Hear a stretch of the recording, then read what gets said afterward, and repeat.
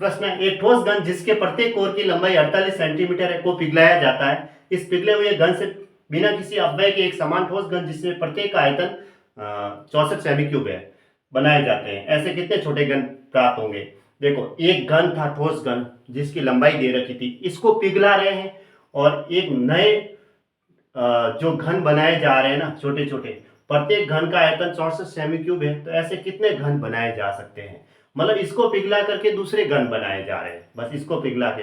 तो घन का आयतन होगा वो दोनों का बराबर होगा, लेकिन इसके कितने घन होंगे उसके आयतन के बराबर होगा।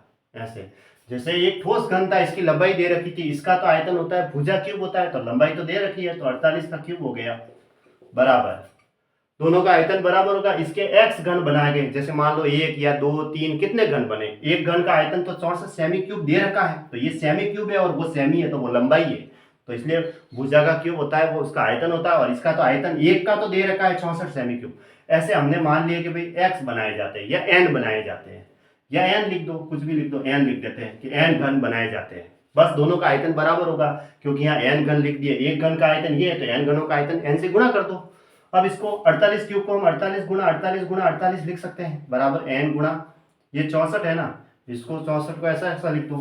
अब देखो 8 से घटता है, 8 से 48, 8 8 64, फिर 8 से कटता है ये 6 बार, फिर इनको गुणा करना है, 6 गुणा 8 से 48 4, 24 में 4 28 बराबर है, फिर 8 से 48 4, 8 से 48 और 4 52, 5 हुआ, 12 5 17, तो 1728 घन है वो बनाए जाते हैं। ये इसका आंसर हुआ, ऑप्शन बी सही है।